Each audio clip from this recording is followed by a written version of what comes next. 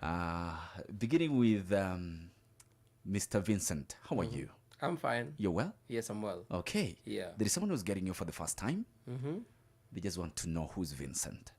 I'm a Christian. I'm an African. Yes, an African believer. I am a husband and a friend to Lydia, and I'm a father of 3 children. All right. Great. There's something you're forgetting I want to hear. What am I forgetting? Oh, what I do for a living. Yes.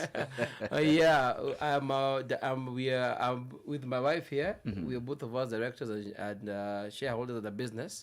It's called Oyake Enterprises Limited. Okay. We brand ourselves as Oyake, the city wholesalers. We sell unga, mafuta, rice. We make sure food gets to where it's supposed to get to in general trade. When we're not doing that, we work in policy consultancy, so helping people to draft laws, helping people to solve the foundational problems. So whether it's at the county level, whether it's at the national level, so that's what we do. All right. Over to you, Lydia. Who's Lydia? Well, so I am a daughter, a wife to one, and I'm a mother of 3. I'm also a team leader at Oyake Enterprises. We are in Kangemi and in Rongo, where, as my husband has said, we trade in bulk.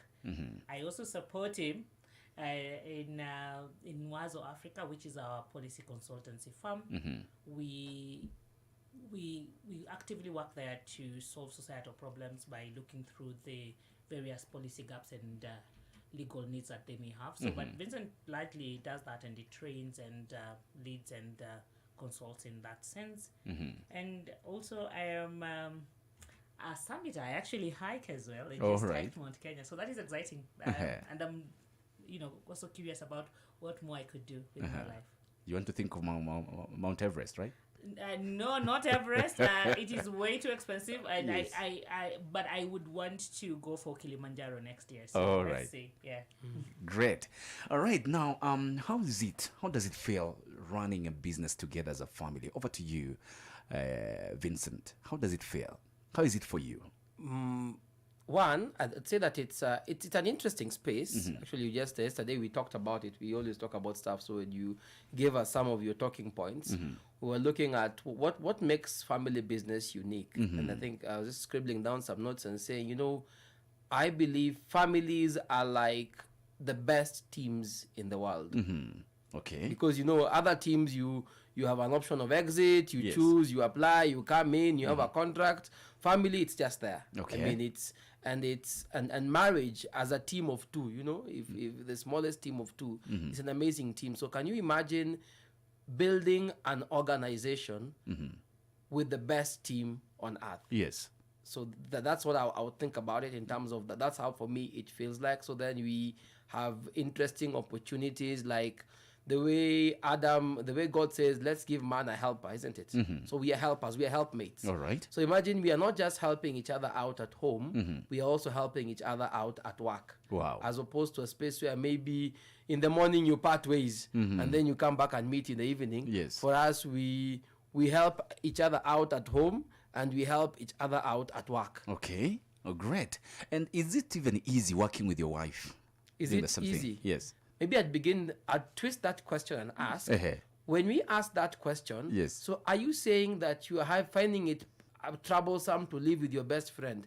So if you can't live with your best friend, Yes. so you're saying you'd rather work with people you don't know than working with your best friend. I'm like, then the problem there is not the business. The problem there is the family and the marriage. All right. So if the marriage has a problem, Yes. regardless whether you're working in a family business or not, you're in trouble. Wow. You see? But if the marriage, and we're believing here, we're talking about, because we believe God is able to redeem. Yes. God is the author, the establisher of marriages. Amen. And we are Christians anyway. Yeah. And as believers, the Holy Spirit should be able to empower us to have amazing and beautiful marriages. So if you are struggling working with your wife, the problem is not the business. The problem is your marriage and your family. Profound. Oh, and to you, Lydia, how does it feel for you from where you sit? How does it feel? I feel supported, and I have a natural inbuilt sounding board. So, I don't have to wonder whether Vincent is on my side. So I think with that security and trust, it's honestly quite easy to work with him. I must say, though, I come from a family, my background family has been working together. All right. So I find it maybe a bit strange to not work together than to work together. All right. That would be my background, but I genuinely enjoy it. I think we have seen opportunities to grow, not just as couples, as friends, but also as professionals. We can grow together. We work towards pushing each other, and we have also learned the things we are not good at together, so that we know that this one both of us are not good at. And so we have also learned, just learning those things that make us who we are, and the things and our limitations has been quite impactful, even in the way we live in our private lives. So I would say, honestly, it has never quite been not an option. Okay. Yeah, I'm used to it. All right. I love it. You've talked about your family background. Yes. And how it has shaped how you interact now with your immediate family. Yes. You want to, how does your family background impact how you work right today? I think number one, it normalized it. So when we got married, Vincent did not have a shared experience with me, of course, and because his parents worked in different fields with different employers. So when we had the opportunity to work together, because this was very natural to me, it was a little bit of a learning curve to him at first, and even just how much we had to interact, and maybe how many questions I would, throw back to him as a sounding board and everything. It took a bit of learning from him. Yes. But for me, I think because this was the norm where I came from, it was slightly natural, not all the way. I mean, there are things that we had to work out on our dynamics. For instance, how do we allow whoever is good at whatever they're doing to just shine and thrive in that? It's something that we have enjoyed. For instance, our trade business, contrary to what many people believe, I am the leader. And people get surprised when they walk in and they want to ask Vincent to sign off something, and he just tells them, no, that, Lydia does that. She is the team leader here. All right. I am in a supportive role. That has consistently surprised very many people on how he's just willingly taking a backseat. He works, but he keeps telling people, I am not a seller. That is not my strength. Oh, okay. If you want to do a business deal, go to my wife. I support her with technology and legal compliance issues, KRA, and sometimes, and with, things which are not very fun, like firing people. He does that for me. But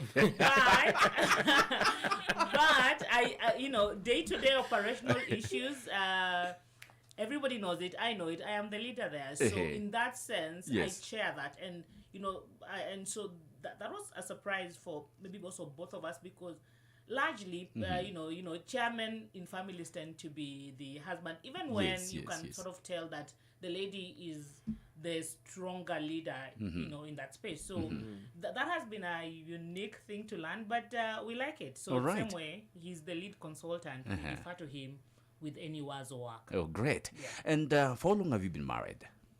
We're just coming about 10 years this December. Yeah, we're very excited. Oh, great. Yes. Wow. I can see it on your faces. You're excited. Yes. Yeah, We always are. We try to be... No, we don't try. We actually are bubbly, I think. No, but I've always wanted to be the older woman of writers too. So imagine I can finally advise people. Yeah. Yeah. Good. Great. All right. Now, talking about the two businesses. Yes. Who's the idea behind it? Vincent, who's the idea behind maybe the business that you came up with? What's the inspiration? I think I'd answer that question a bit differently, maybe almost rephrasing the question. Yes. In the sense that there's something she said. She said that we have different strengths. We are privileged. We're going through a certain course with someone. Yes. And making us realize that how our strengths are wired. So I thrive well in building structures, curating vision. She thrives quite well in management. Okay. Just doing the same thing over and over again. I can't hack doing the same thing over and over again. All right. I get bored, I get tired very quickly with that. So when I put it that way, then for me, I would say when I bring it that way, none of us is particularly that you are the one behind this. It's that we've always worked as a team. So for example, how did we get into business? Yes. Remember we were actually freshly married. Just when we got married, and she was working at a law firm. I had begun venturing a bit here and there in consultancy.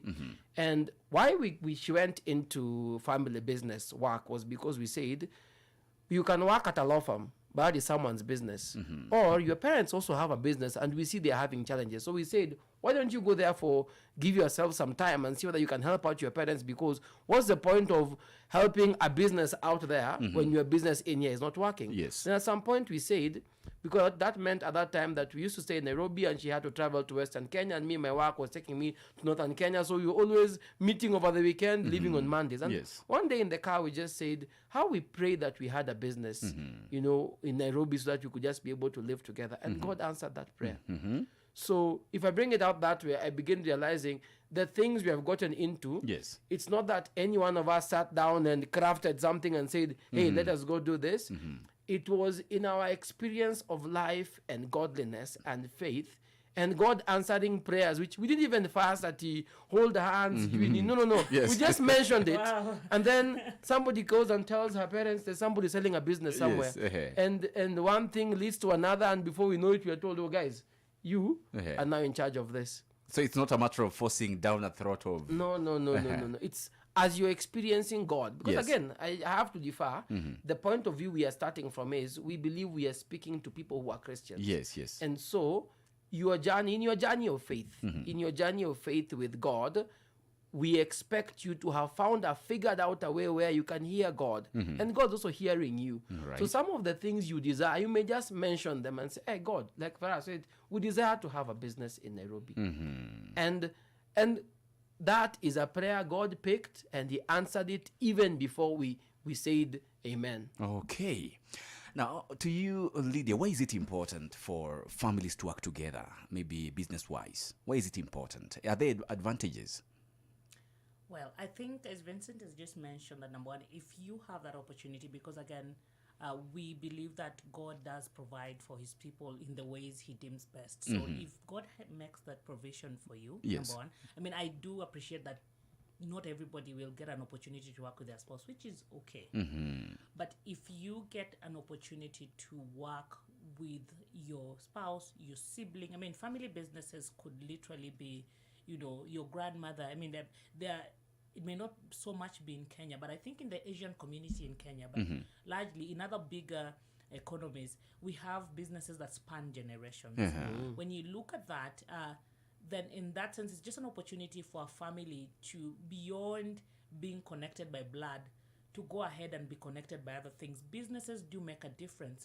Businesses engage governments. Businesses pay and support taxes. In fact, I mean, for a long time, the trade sector in Kenya was the fourth biggest GDP contributor. It still is. Still is, isn't it? So Still that is. tells you businesses are making a difference. And Frank, if you go to your local estate, you realize that there's always a wife and a husband doing something. Mama Mboga, probably well, those ones likely the funds are hers.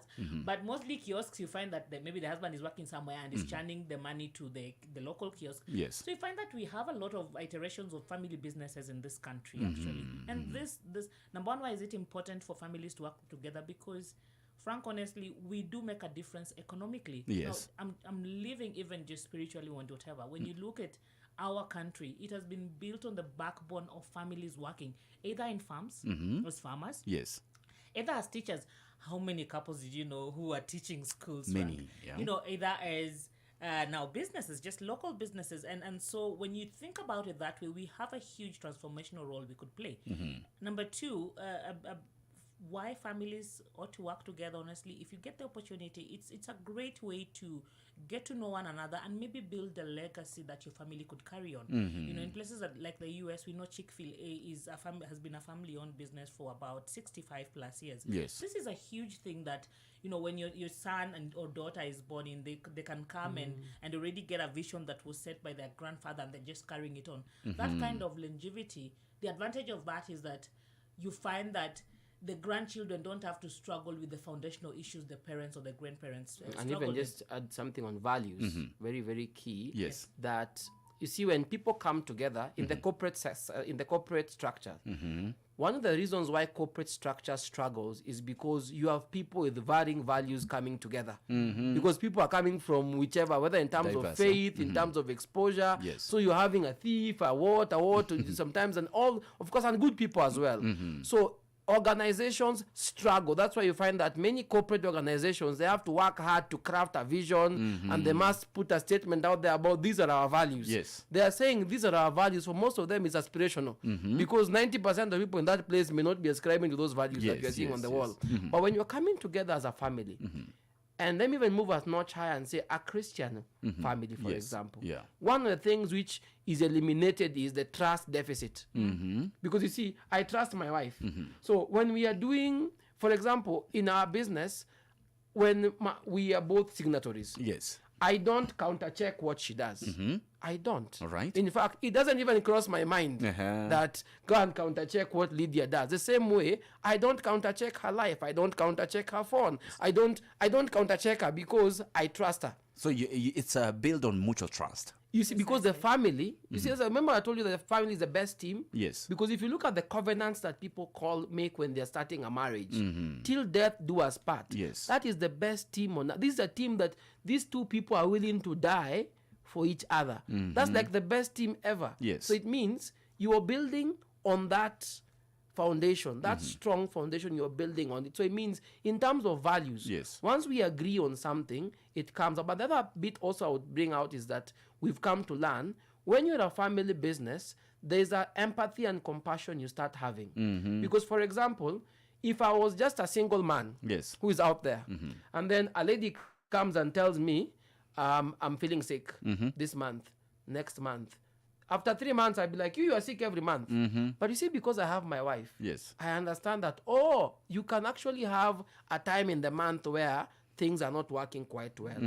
So because I'm able to reference, Yes. or because when somebody comes and tells me my child is A, B, C, D, because I also have my children. So it means you start asking yourself the question, whatever you give to your employees and your society, you mirror what you're doing in your home. Okay. So you find it is easier for things like justice and fairness to be pushed through family businesses, because then this person has got a place, has got a testing zone, an incubator for values, Yes, and where to bounce off. Otherwise, if you're just alone and living for yourself and enjoying life, you can fire and hire anybody anytime. You are hidden from the reality of life. Yeah, you are hidden because you're wondering, it doesn't affect you and you don't really care, and you have nothing to make you get that care and concern.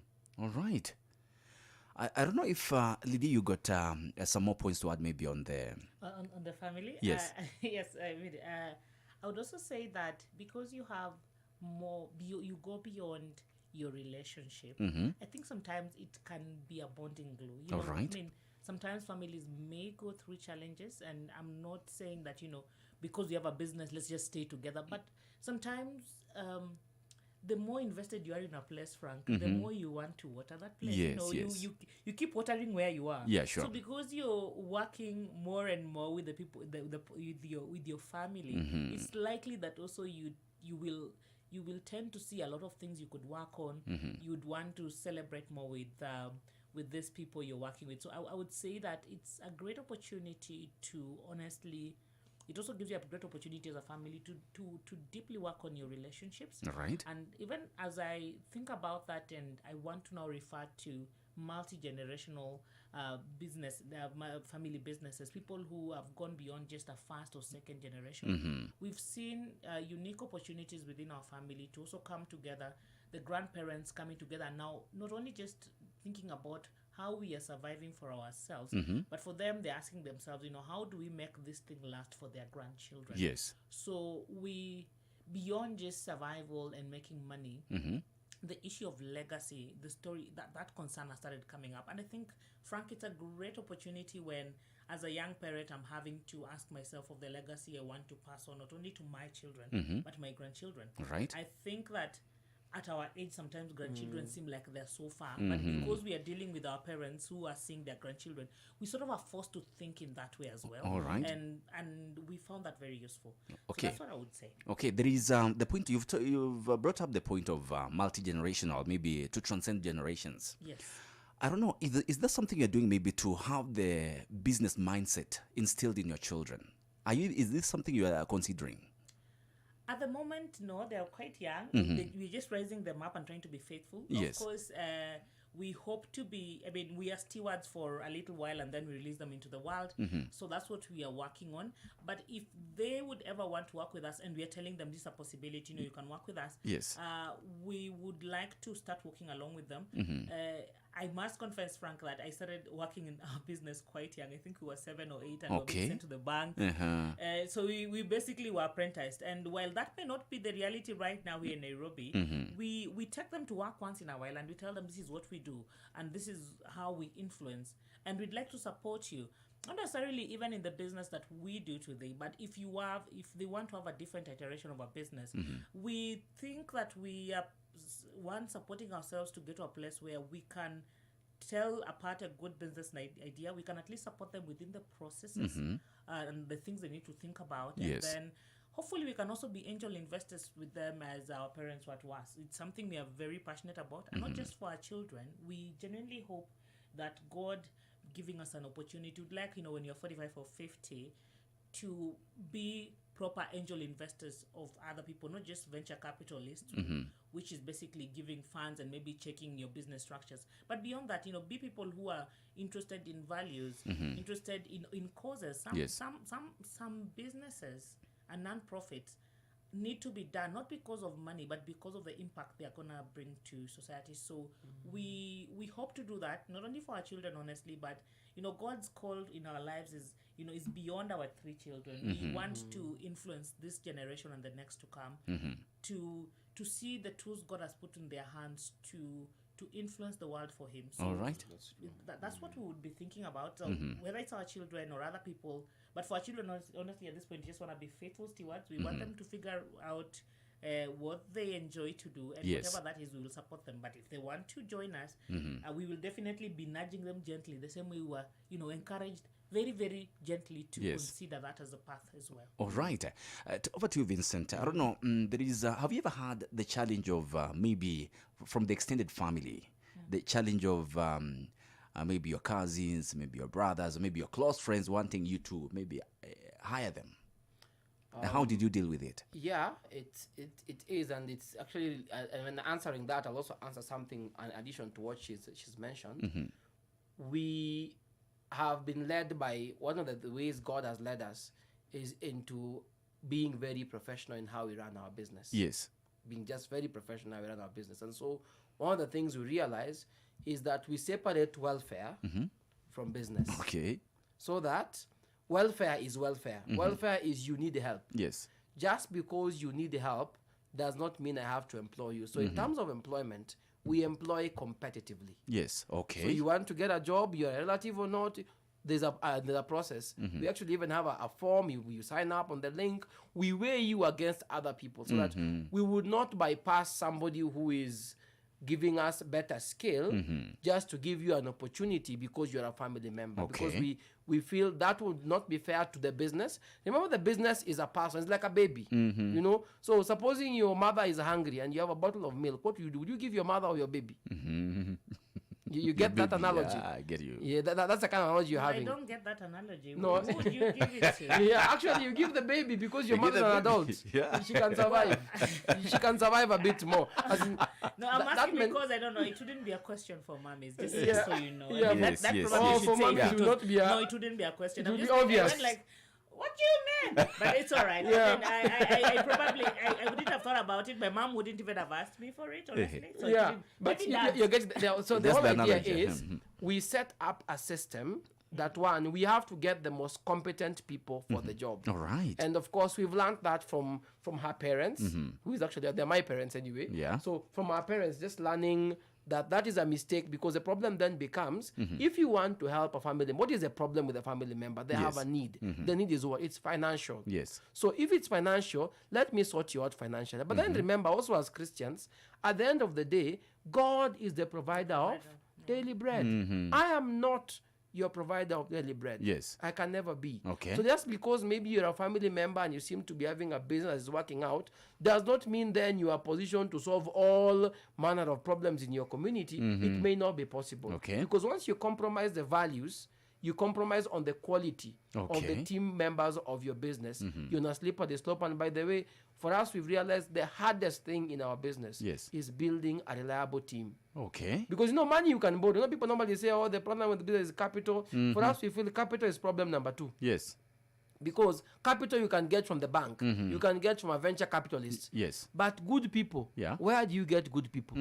It's a prayer item. In fact, I think if you one way of praying for people in business is we pray for good people, reliable people. And so once you get them through that hard process, you don't want to lose them. So in that matrix, if there are people who can fit within the values and the demands of the business and their relatives, well and good. But even for them, if they get to a point where we feel that they are not in line with our vision anymore, we have to let go of you. Okay. Yeah, because then at the end of the day, we are saying, look, there's no need of me keeping you as a family member. The business goes down. We'll be both of us out of health. Yes. It's better you stay out, let the business thrive, then at least I'll still have the ability to help you. Okay. And to our children, one of the things, of course, it's they are different. The founders, people who start the business, there's always a shift in values. Like right now, we are talking about Gen Alpha. Our kids are all Gen Alpha. Yes. They are tech savvy and all that.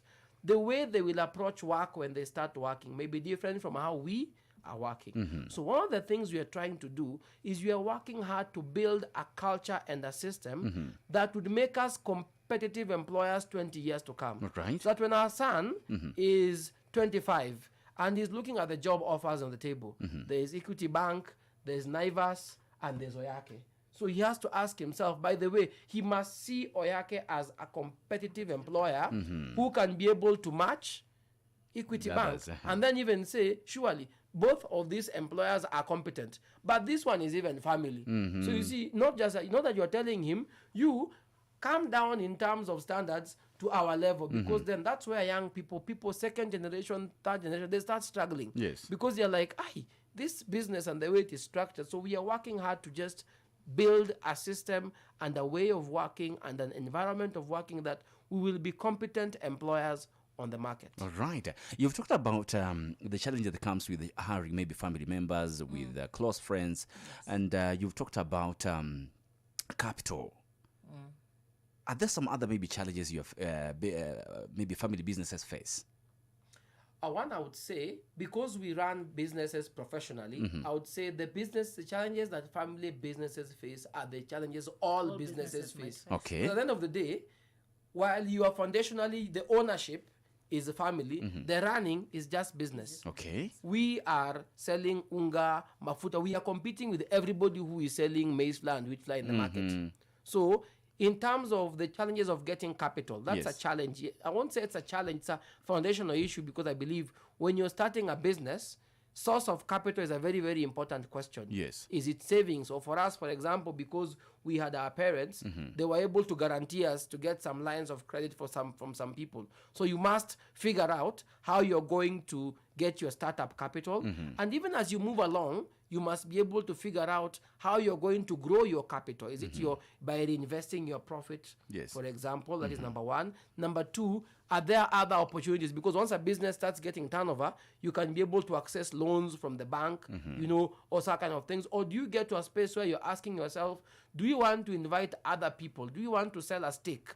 So capital is an issue, is a foundational problem, issue of the beginning, not really a problem, a foundational issue when you start, and then a continual issue as you move along, because for you to grow, you need more capital, and there are decisions you need to make, and once you're in there, there'll be various opportunities available and various avenues, and now it's for you to understand, so which direction am I taking, or what am I going to do? Am I going to borrow a loan? Am I going to issue shares?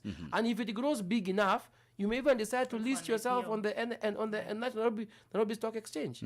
That's also a form of injecting capital into your business. All right. So all these are options available, not just to family businesses, but to all businesses have to face those challenges. Okay. Now talk about Lydia. Talk about a scenario where maybe let me use an example of salt. Okay. There's no salt in the house. Okay. Do you just go to the shop and lift it and bring it home, or how do you go about it? No, actually, I am a customer number one in our business. When I say I am, it's because we have agreed that Vincent forgets to do those things, so I am better placed to do them. Yes. And whenever I need anything, I just buy as any other person. So you're also a customer. I'm a customer. I send my list and I'm given my bill and I pay. Mm-hmm. And I'm given exactly what I've paid for. Why is this so frank? I grew up seeing that from my home. Yes. I remember being 9 and sitting because you had to during holidays you are relieving your parents so they can go do other things. And I remember our parents always telling us, business money, you don't touch it even to buy sweets. Okay. So if you want a sweet, you request your parent to give you money for sweet. So we've always known that, and so we separate that, and it's also just easy. Remember, Frank, that you are in charge of culture shaping in your organization, Yes. especially as the team leaders. And so you don't want a situation where people say, Madam alichukua hiyo. That one we don't know. If we took, you maybe ask us. So we are proper clients as every other person. If we are buying something for staff for the staff meals, they are equally billed because we believe in accounting for every single thing. All right. As Vincent has told you, we are a business like any other. Okay. So accountability, audits, cash flow, issues of how we handle stocks. Our store person is totally in charge of his store. I am not allowed to just come in and pick out something Okay. and tell him we will reconcile, because we want to give him his space to work really well. Okay. So we bill everything, Frank. So you have to live within your means. Yes, Frank, we do earn a salary from our businesses. Oh. And that's what we use. Si ati unapata profit alafu unasema sasa hii ni yangu. No, business funds are actually on their own separate accounts, on their own accounts where Yes. we truly only use them for business purposes, and maybe if we have capital investments, which is a business decision that is properly made, and we draw it in an official manner, just like any other business, honestly, Frank. All right. I'm just wondering, would you have asked me about the same issue if I was working here? That, if I need something at home, do I just go and pick it? No. No. It's the same way. I don't. And not just me, my husband, and anybody else. Yes. So if there's profit separated, ask yourselves what you want to do about it. Do you want to give each other bonuses or whatever it is, but Yes. not going straight away into our business and we drawing money from the Okay. business. We don't do that. And largely it's because, I don't know, Frank, it sounds a little silly, I would say. And that's a very harsh word, but I would say it does sound, because then I'm not the business. I am a separate entity from the business. Yes. So I have to treat it that way. Okay. And also there's something, if you do that, the other thing you forget, people easily forget, is that in the business, you have many people's money, not just your own. Because remember, for example, we sell suppliers. Yes. Suppliers have suppliers with goods on credit. Credit. Remember, the money that is ours is the profit we make once we sell. Okay. And that profit is not just mine alone. That profit, I have to share it with my employees. I must share that profit with Kenya Power. with Kenya Power, with the Nairobi Water, KRA, with the people paying rent. Yes. So that money is not my money. So when I think one Yours of the is a things fraction of it's the a profit. fraction. You must get desensitized from the turnover. Okay. The turnover must not excite you, that when you see, I have a very interesting story. When I was in high school, my first time to try business, I was broke. First business venture. My first business venture, and my mother gave me some 200 shillings of pocket money, and I Yes. thought it was little.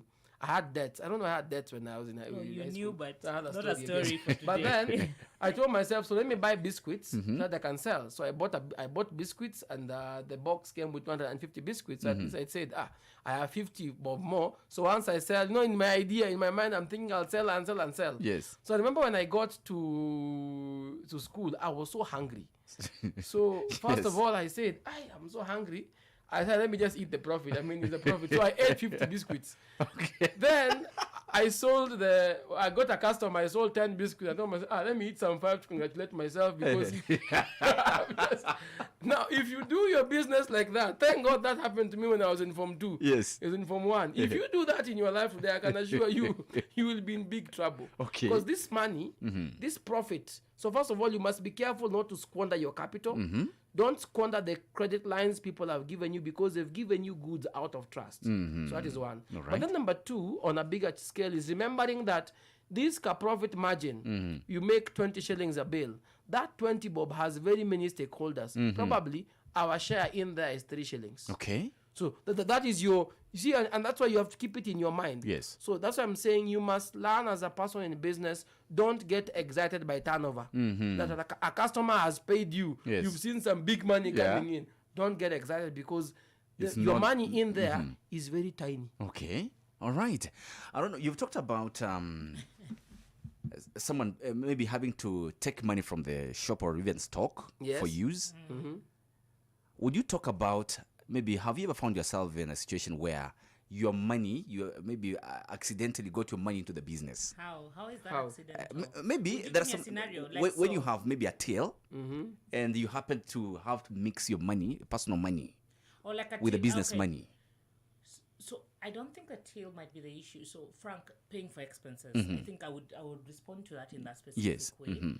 So sometimes you have to pay for expenses using M-Pesa. Okay. Isn't it? Yes. And this is business money, and I need to buy maybe tires for my vehicle. And the Auto Express have said they have a till. They prefer me to pay with a till, so I can't pay with a check or a bank transfer. Yes. It should be our preferred ways of working. So there was a time, Frank, that I would solely use my phone to pay for expenses. Then I realized, goodness, I can't even access my own M-Pesa money. If ukinitumia hapo pesa, Frank, Yes. I'm wondering how will I withdraw it because I want the business funds to be separate. Yes. So what we ended up doing, Frank, is that we had to have a dedicated line in my name, but it is not. It is business funds purely. I don't touch that money. I mean, even if today when like I don't have airtime or I need to fuliza, I will not touch that money on that line. So that my personal line remains mine. In fact, I was pushing for getting to a point where that line becomes the business line. If a customer is calling me, they call me on that line. So that my personal line, Frank, is for my family members and friends. That you don't have your same number, somebody is calling you at 10 p.m. and customers can kill you. I mean, as long as they are open, then they think even you open. Oh, I'm your dereva wako, janiletea sukari yangu. I got to a point where I'm like, hey, no. This will be hectic here. This is chaotic. You also need to rest.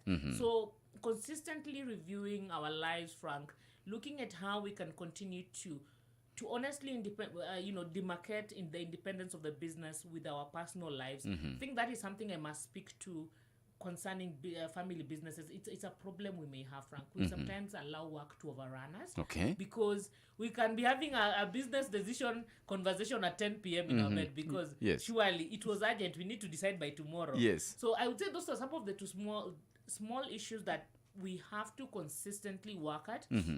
Being alive, for us, it has looked like sometimes setting aside time, if we can tell that this is either a heavy month or a heavy week, setting aside time to specifically make business decisions which are strategic that allow us to then make for me to make the other operational decisions. Just carving out that time during the day when it's a work day.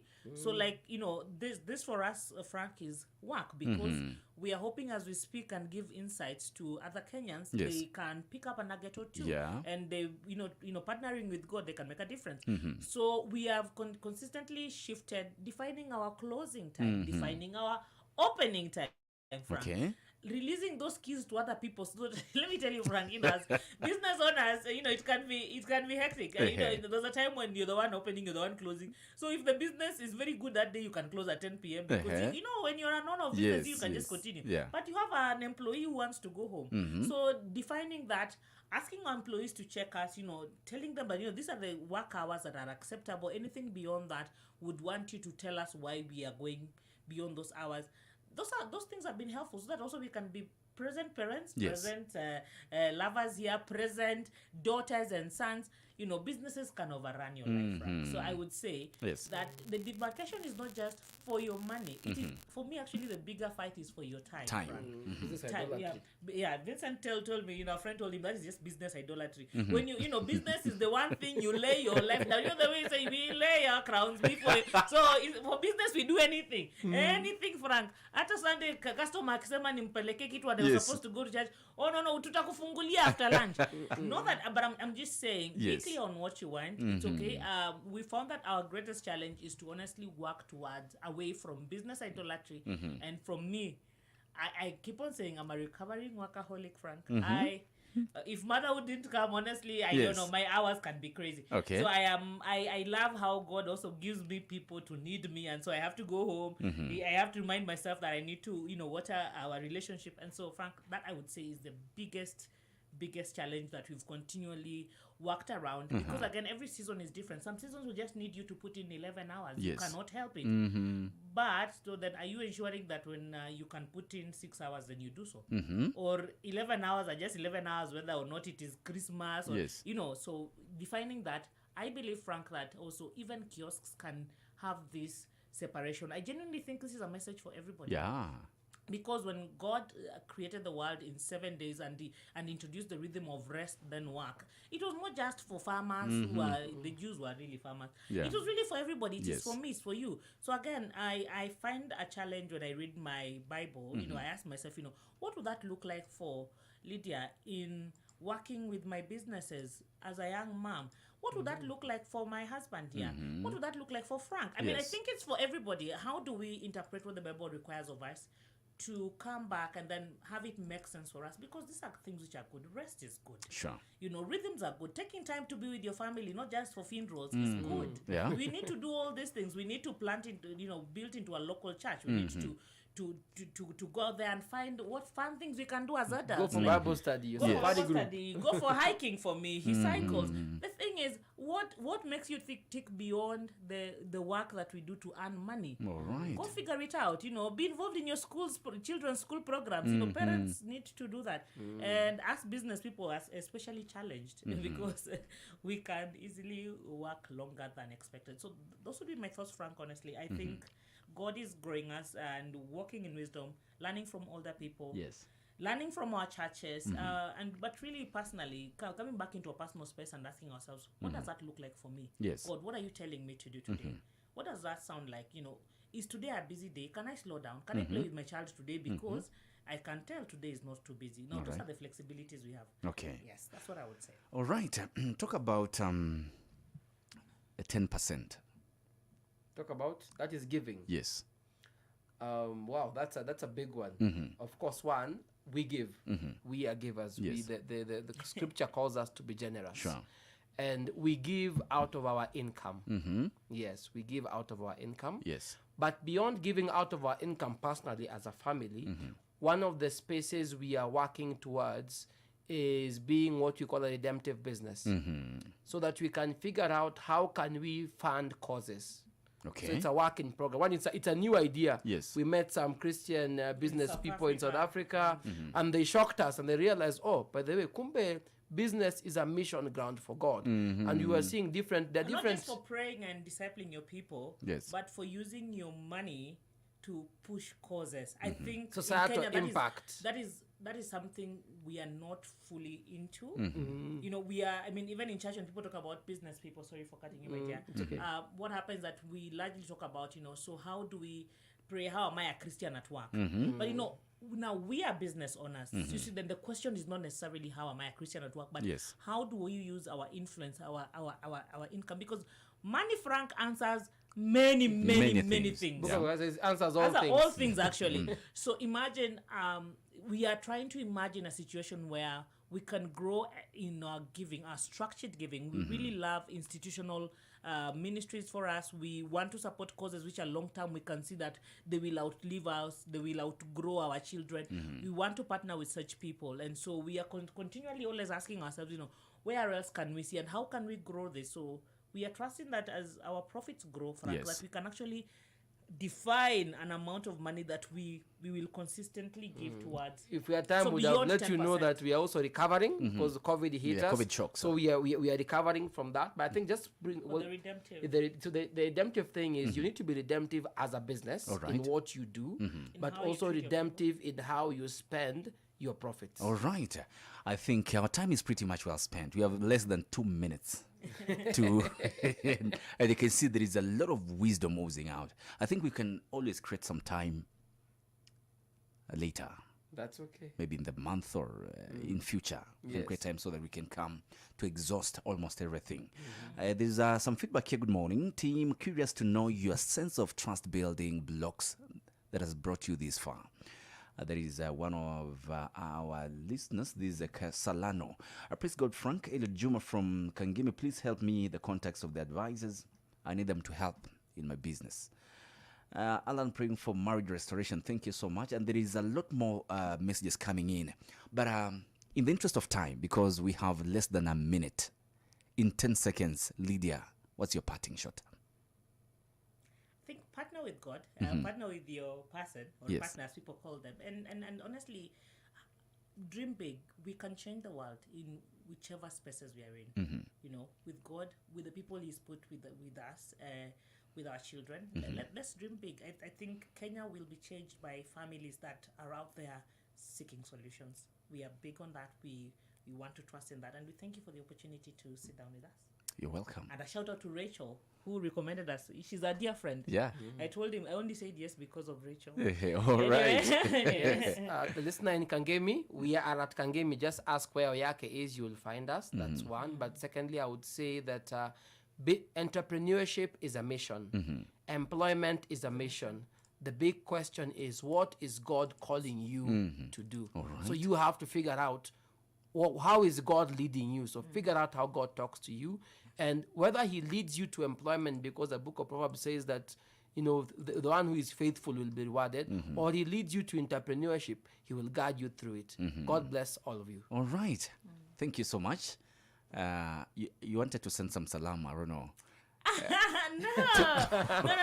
But my T group members at Sierra and Kileleshwa said I need to tell people to send their salam. So Esther, this is for you. And they said I want to say hi to my mommy. Oh, yes. We appreciate your value to mommy and dad. I have to say, you know, they're together. So, but that is it. We have enjoyed our time, Frank, and thank you. Thank you so much. May God bless you. God bless you too. as well. Have yourself a great time in the Thank day. you. Thank You too. Amen. My name is Favored Frank. We've come to the end of the program. See you tomorrow, same time, same place, as we activate the weekend. Bye-bye. A revival is breaking out. The voice of hope in the air.